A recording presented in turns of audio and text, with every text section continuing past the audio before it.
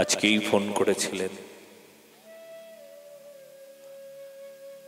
তিনি বড় সমস্যায় পড়েছেন।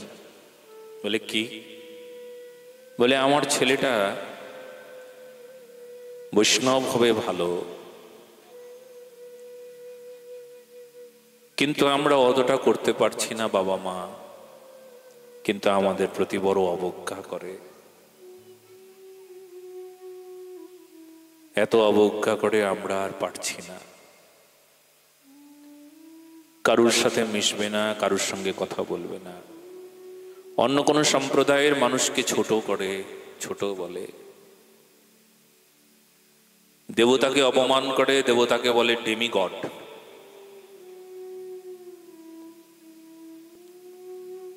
আপনি বাঁচান আমার ছেলেটাকে। আমি বললাম, দেখুন, যার মাথায় প্রবেশ করিয়ে দেওয়া হয় মহাপ্রভুর আদর্শ প্রবেশ না করিয়ে দিয়ে, মহাপ্রভুর পার্শ্বদগণের গুণ গাথা তার জীবন চরিত্রে প্রবেশ না হয়ে উল্টো কিছু প্রবেশ করালে যা হয়, কেমন? যদি কারুর মাথায় ঢুকিয়ে দেওয়া হয় আমরা শ্রেষ্ঠ, আমরা বড় আর সবাই ছোট, তাহলে তো সনাতন ধর্ম টিকবে না। কোন বৈষ্ণব যদি কালীকে অপমান করে, দুর্গাকে অপমান করে, শিবকে অপমান করে, অন্য কোন দেবতাকে ডেমিগড বলে দিল, তাহলে জেনে নিন আমাদের এই সত্য সনাতন ধর্মের সঙ্গে আমরা যে সবাই এক হব, একতা থাকবে, এটা কিন্তু থাকছে না। এই মুহূর্তে আমাদেরকে এক হতে হবে, শক্তি নিতে হবে। কি শৈব, কি শাক্ত, কি গণপতি, কি দেবপূজক, সবাই আমরা সনাতনী, সবার পাশে এসে দাঁড়াতে হবে। আর এক পক্ষ পার্সোনাল ক্লাস হয়ে নিজেকে বড় জ্ঞান করে যেই তার কাছে আসবে তার মাথাটা একদম মহাপ্রভুর আদর্শ না। মহাপ্রভু নিজে বলেছেন, অমানি মান দাও, যার মান নাই তাকেও মান দাও, কাউকে অসম্মান করবে না, সবাইকে সম্মান করো। তৃণাদপি শুনিছেন শব্দের অর্থ কি? তৃণ হইতে নিচ হইয়া সদালবে নাম। নিজে নিরভিমানী হবে, অন্যে দিবে মান। নিজে অভিমান শূন্য হবে, অন্যকে মান সম্মান দেবে। মহাপ্রভুর পার্শ্বদের দিকে তাকিয়ে দেখুন, সেখানে সব সম্প্রদায় ছিল না? মহাপ্রভু কাউকে অবজ্ঞা করতে দেখেছেন? কাউকে? মহাপ্রভু শ্রীবাস পণ্ডিতকে কি অবজ্ঞা করেছেন? তিনি লক্ষ্মী নারায়ণের উপাসক ছিলেন, জানেন আপনি? শ্রীবাস পণ্ডিত তো পঞ্চতত্ত্বের এক তত্ত্ব গো, ভক্ত তত্ত্ব, দেবর্ষি নারদের অবতার, লক্ষ্মী নারায়ণের উপাসক। হ্যাঁ, চৈতন্য যুগে নবদ্বীপ লীলাতেও তিনি লক্ষ্মী নারায়ণের উপাসনা করেছেন। মহাপ্রভু অস্বীকার করেছিলেন তাকে? করেছিলেন কি না? রাম ভক্ত ছিলেন মহাপ্রভুর অত্যন্ত প্রিয়, সদা সর্বদা রাম রাম রাম গুণগান গাইতেন। কতজন ওনাকে বলেছেন, গৌর গৌর গাও, গৌর গৌর গাও, হা গৌর হা নিতাই বলো, রাম রাম কেন বলছো? আরে মুরারি গুপ্তের কথা বলছি আমি, হনুমানজির অবতার সেই মুরারি গুপ্ত, তিনি ভগবান গৌর হরিকেও রাম রাম বলে গুণগান গাইতেন। আপনি ভাবুন তো, মহাপ্রভু কখনো কি অস্বীকার করেছিলেন তাকে?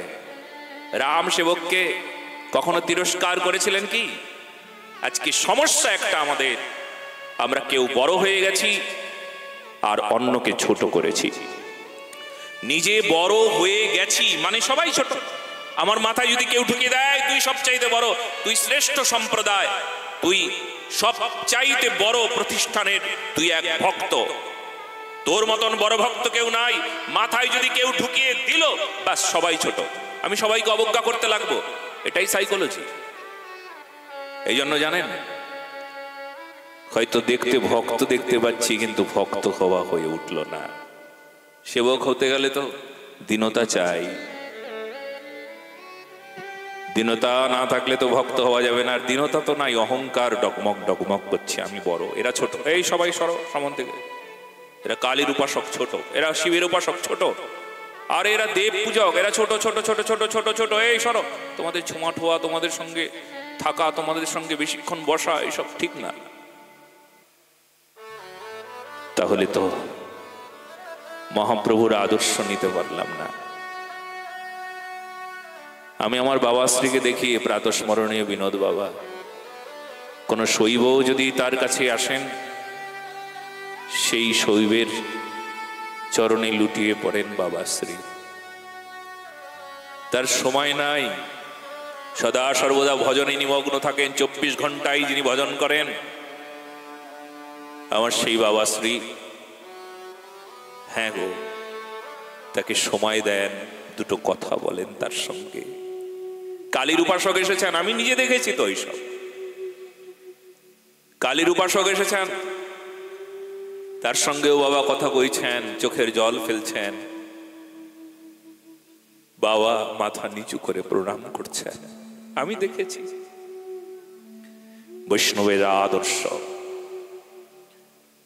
অসম্মান করলে কখনো তুমি মহাপ্রভুর গণ বলে কোনোদিন দাবি করো না, গৌরীয় বলে তুমি দাবি করো না, কারণ মহাপ্রভুর প্রিয়জনের এই প্রকার আদর্শ ছিল না। এখন ধর্মটাকে রক্ষা করবার সময়, এখন নিজেদের মধ্যে এমন দ্বন্দ্ব করবার সময় নাই, নিজেকে বড় ভাববার সময় নাই, অন্যকে ছোট করবার সময় নাই, অন্যকে ছোট করা যায় না। বাবাশ্রী তো বারবার একটা কথা আমায় বলেন, কাউকে যদি ছোট বলেছ তাহলে তুমি ছোট হয়েছ। কারুর দোষ দেখেছ, অন্যের দোষ, তবে নিজের দোষ দেখতে পাবে না, কখনো ভজন করতে পারবে না।